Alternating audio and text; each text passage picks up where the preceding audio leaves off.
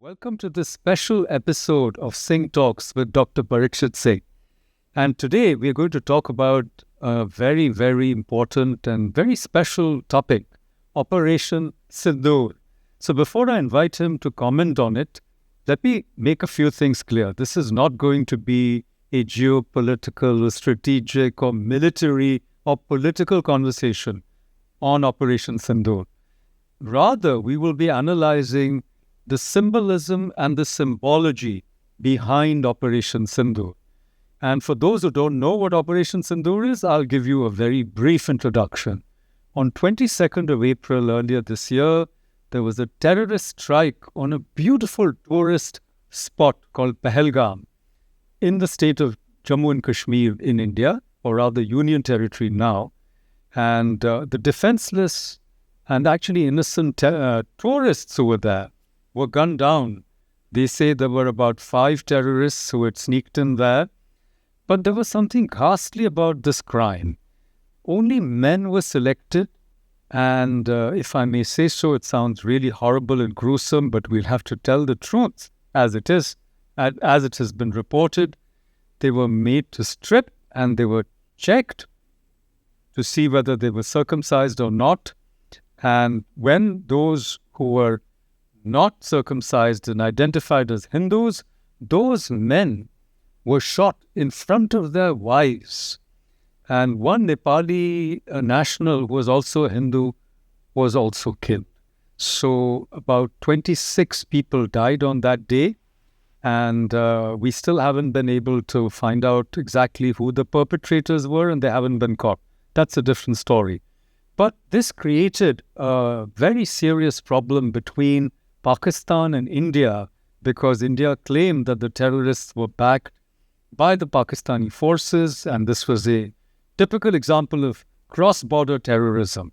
And in the escalation of the conflict that ensued, on the 7th of May, India launched Operation Sindoor. It lasted only 48 hours, but we are told that very serious damage was inflicted on a number of very high-value targets in Pakistan, so much so that President Trump and Vice President J.D. Vance had to intervene and pull both sides back from the brink of what might have been a very, very serious war.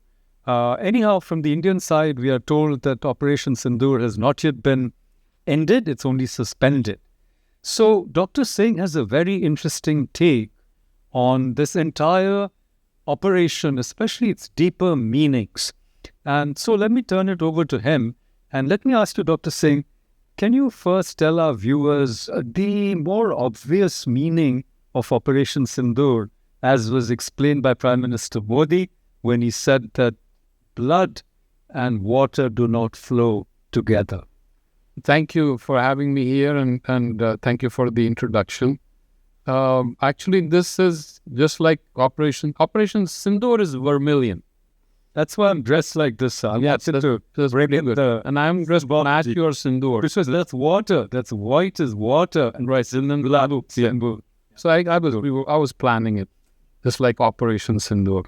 So Sindoor is the vermilion. It is the mark of, in the Sanatan Dharma tradition, in the what is called Hindu religion, the tradition of a married woman putting a touch of this pigment, which is vermilion, in the parting of her hair, right here she puts it, and physically, of course, it is a ritual. It is an external event to signify that a woman is married, that she's safe. Don't mess with her anymore. There's a man around. That's very right on the surface, but with the background of this terrible terrorist attack,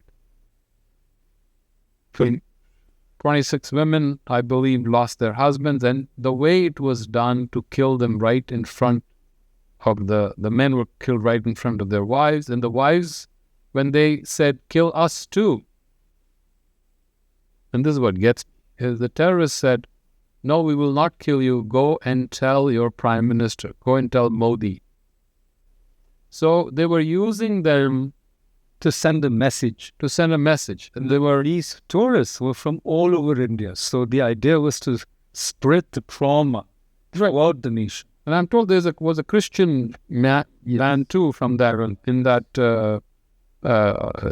tour. So obviously, Sindoor, the color of Sindoor, it usually comes in two colors. One is deep red, vermilion, and the other is more an orange color. And it has a lot of significance traditionally in the Indian symbology, symbolism, ritualism. And the Prime Minister, of course, said that, you have made these women wipe the sindoor off their foreheads. So now we will extract revenge and we will go, whoever is behind the crime, we will go after you. And so this was the message behind it. But what was very interesting behind this is one of the unique operations, military operations, in which such a potent symbol is used with multiple layers of significance. And it is, of course, a very colorful symbol, but even that color has a lot of significance. So we are just looking at the symbolism, what the nowadays the study of semiology or semiotics is the study of signs. You have, as when you very briefly, there's a signifier and there's a signified. So if I say apple and there's an apple before you or even in your head, the apple is a signifier and the real apple or the image of the apple is a signified. Very simple, very briefly. That is, Saussure, who was, I think, a Swiss gentleman who was very inspired by Sanskrit, is considered the father of modern linguistics. And so he came up with this concept of the signifier and the signified and the sign. So very simply, people started with looking at the signs. When you're going on the road, you see a sign and it says stop, you will stop, right? But sometimes the sign does not say stop. The sign may just show some deer on it. And so now what does it mean? It means it has a significance. There may be deer around, go slow. Or, which is something very common, which will hit home, you have children, two children, and there's a school nearby, slow down. They're not saying anything there. They're not saying slow down. Nothing is being said.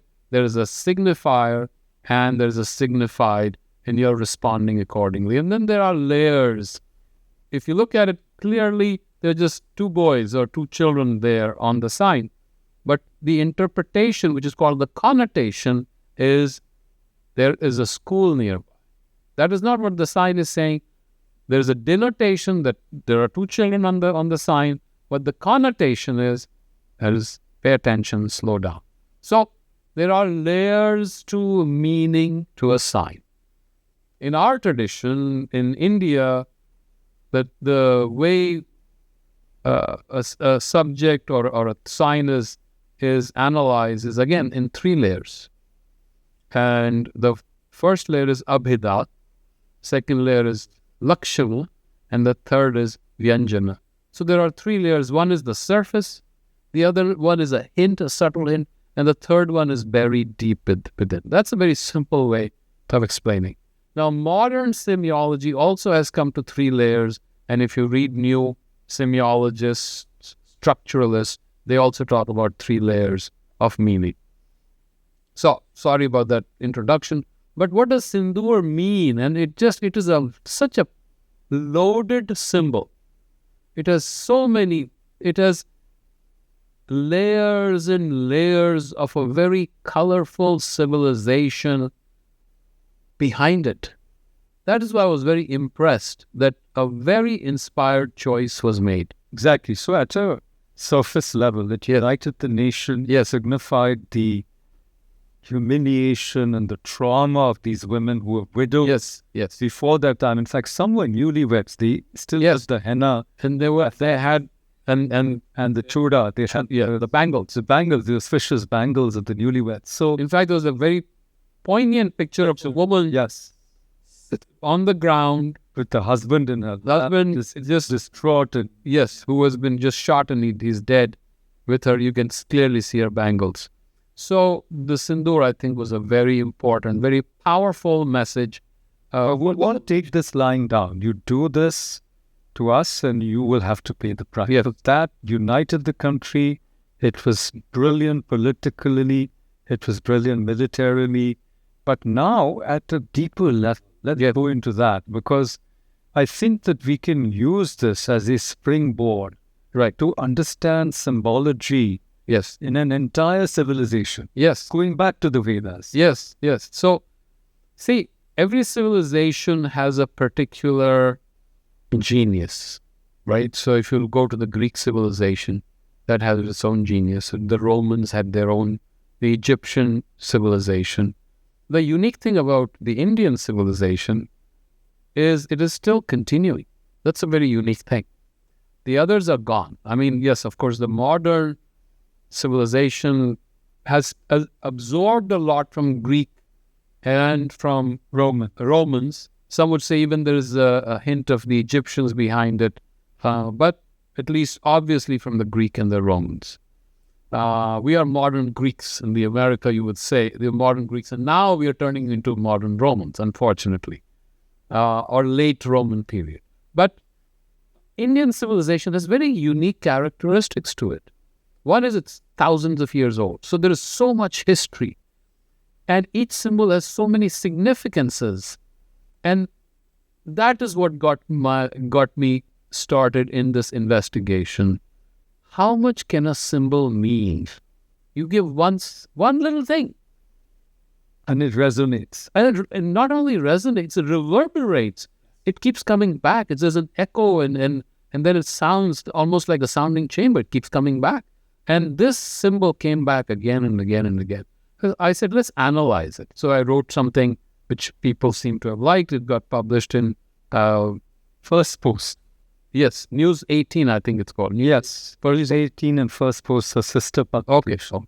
Okay, so what I tried to show was there's obviously a physical aspect. Then there is a subtler mythological or metaphorical aspect to it. And there is a deeper aspect, which is the spiritual aspect. So can you explain the 3 levels? 3 levels. Okay, so the color vermilion, the women were widowed in a ghastly manner. Blood, vermilion is the color of blood. The first thing you see is, wow, red. Well, we will extract revenge. Price of blood is what? Blood. You'll pay in blood too. So this was a very potent message to the Indians and to the people from Pakistan and to the world, right? There's a very strong message. And hidden behind that, of course, is a message of the political party, which has its own color, which is a little saffron, which ochre. Ochre goes very well with Sindoor, and it's a party that stands for nationalism and the Hindu tradition, so it went very well. And then, of course, the Prime Minister, who is a very strong figure, who is a votary for India becoming strong, powerful, showing up, standing up. Shakti is recovering its ancient greatness. So ancient greatness, what symbol do you use? This is a very potent symbol. So again, in a way, it was a beautiful presentation. Without putting himself there, he put that symbol, and right there, he was standing by the symbol. And then if you listen to his speeches, dialogues, Brilliant. Like film dialogue. like movies. Yeah, I mean, Bollywood movies, they would be ashamed of themselves. I mean, he quoted dialogue. His dialogue, warm Sindoor is flowing in my blood. Can you imagine this? Now, Sindoor is also, as you have pointed out, is a sign of blood. This is an image of symbol of blood. Yes. It is a symbol, and blood, as you know, is a symbol of death, right? Also a symbol of life. Like menstrual blood. Right. And so we have, I mean, for doctors, it is a symbol of blood.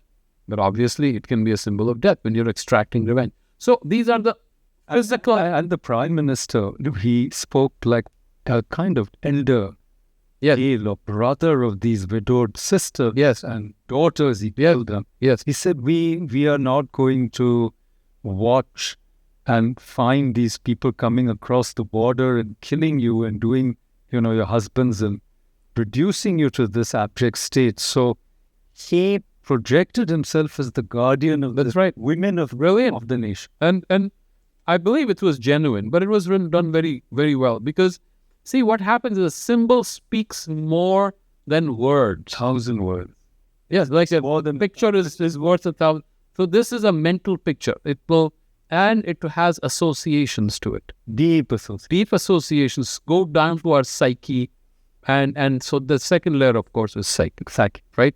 So blood, and then he took it to a metaphorical level, Yes. of this color, of this blood, and the mythological level. So what is the mythology of red? It's the woman rising up. It's the female power rising up.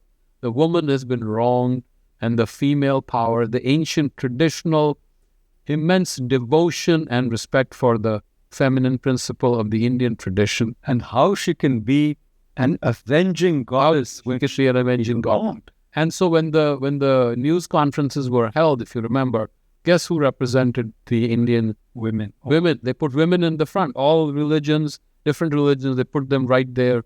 And all army and air force officers were in front. Yes.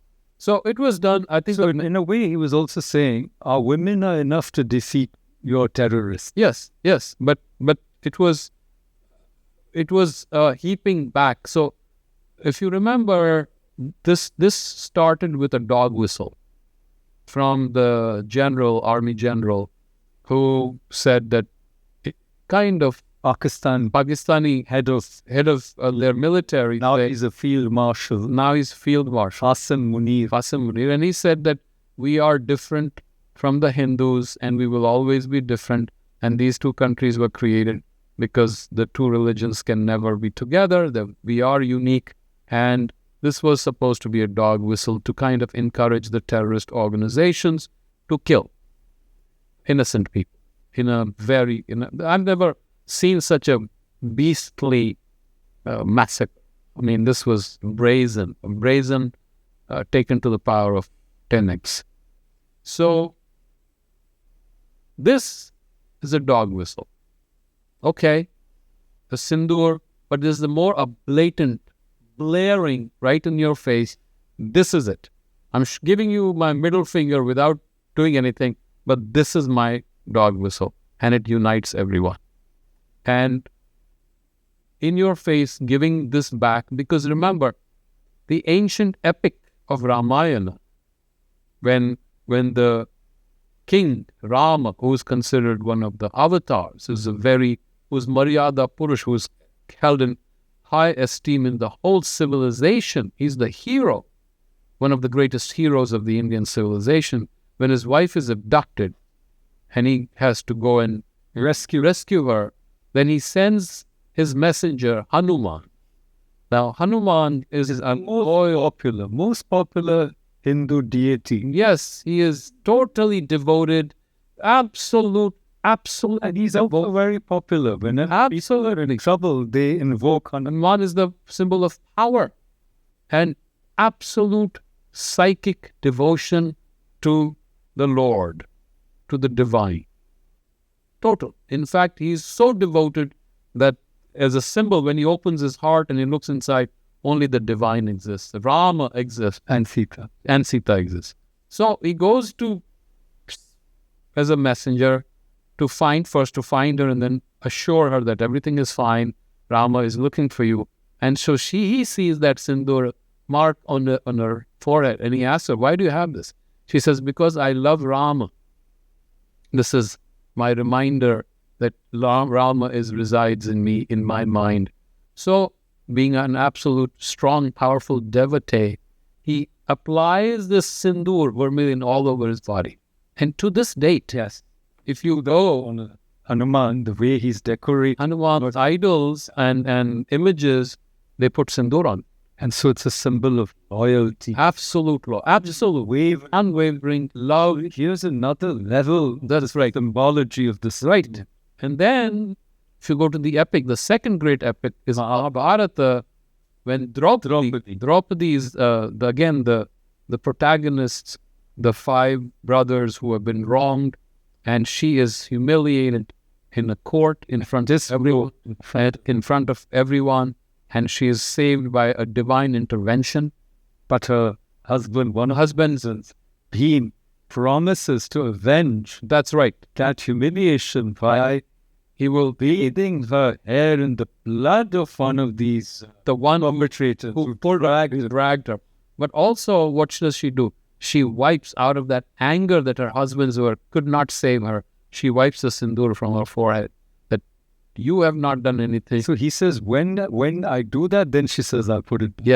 Yes. So again, another layer of the mythology, of ancient mythology of India invoked. And see, this here I want to simply intervene that for the modern mind, this seems like very complicated. But for the mass of Indians, 1.4 billion. Yes, it's very obvious. It's instantaneous because all these are already internalized in their psyche. Yes, and I'll give you an example after this. What a beautiful image can do to a whole, can transform the significance and the meaning of this operation. So people say this will be taught for years, for decades, how brilliantly it was done. I'll tell you, one of the first brilliant things was the naming. The world begins with the naming. If you go to the ancient Chinese Taoist text, the moment you name it, the world begins. And the Bible says, right? Beginning was the Word. The Word was with God. Right. So the word has to be right. And then the final, I'll take it quickly and briefly, and then I'll give you the other equivalent naming that was very powerful too. That's from the Bible. The spiritual significance. Yes. Yeah. So this is the third. We looked at the physical, we looked at the psychic or psychological. Right. Now we're looking at the spiritual. Right. Now it derives from the symbol of Sindoor being a symbol of auspiciousness, because the wife is now married. It is a sign of it's a good omen. It's a sign of prosperity. Signifies two becoming one. That's right. The female and the male are in harmony. Right. And the female putting that on, because the woman's prosperity, when the woman is in a state, an harmonious state, then the nation, the whole community, the family, everything, because Prakriti comes in harmony. So this is an ancient understanding. And so my last invocation was, the Sindoor is a symbol of not just blood and revenge, but it's also a symbol of what in the Veda is called Bhadram, means doing good to everyone, ensuring that the woman is honored, wellness, all round well. That's right.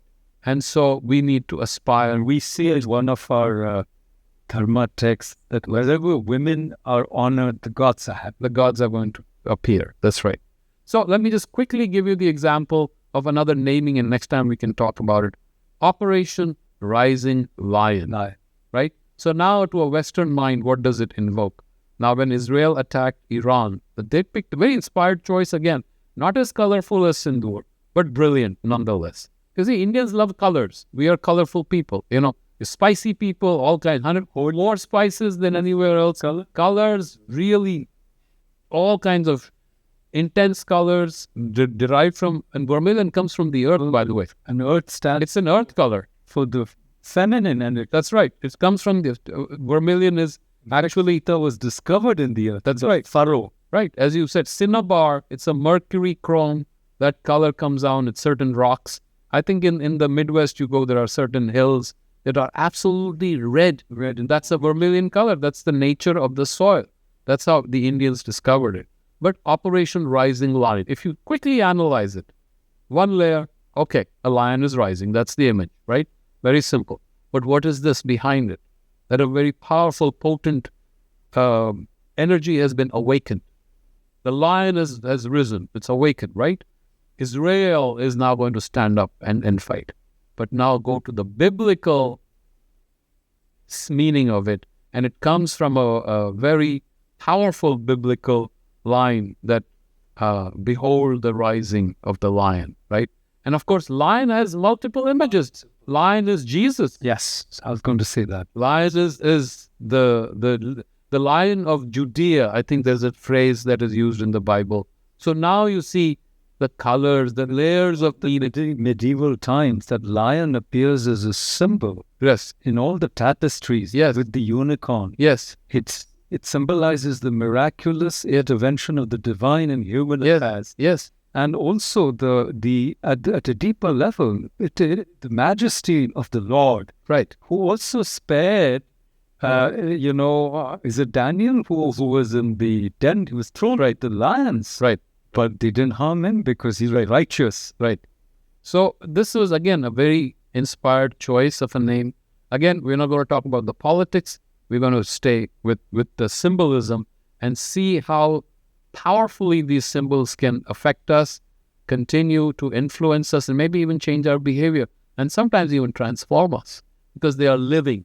It's like music. They're pure in their own frame. They're meaningful. And maybe next time we can take it further backwards to what you call the hermeneutics, or the interpretation, the science of interpretation of different texts, different symbols, different messages, how they come, and maybe we can start exploring our ancients, how they approach the world. They have a very interesting way how they would portray the world in symbols, and we still live in those symbols today. And my only fear is we're going to lose those symbols. So we need to go back to see the symbolic significance of our language, and then how we are losing it. If you remember the movie Matrix, right? Jean Baudrillard, he says that you are just going in a symbol behind it is nothing, right? The simulacra and the simulacrum. The symbol has lost what it represents. The signified is gone. I am just living with the symbol. Now we need to rediscover within ourselves what this symbol means to us, discover those ancient roots, and hopefully come back to the true consciousness in which all these things are moving. That's beautiful. I'm reminded of another very popular text, the Da Vinci Code, where it says everything is just two symbols, basically. Yeah. One standing for the female and one for the male. That's right. And you see it on cars, you see it on houses, you see it everywhere. So actually, symbols are all around us. We live in a world which is charged and inundated by symbols. Right. So to find the key to unlock these symbols is what semiotics and all these other new disciplines were. So I just wanted to say that you've guided us through the three levels of the symbols behind Operation Sindoor, the literal and the physical level, and then the deeper, the psychic level, and then the infinite, the resonating spiritual level, the deepest level, which is everywhere actually, and how they reinforce one another. We want to take this dialogue forward because this will help us unlock other texts which seem at the moment foreign to us. Right. But if we were able to understand how symbols operate in Operation Sindoor, we'll be easily able to also see how they operate in foundational texts, even as you might say esoteric or distant from us as the Vedas. Yes. So with those words, I thank you very much once again. Thank you. And please join us for the next episode of Singh Talks.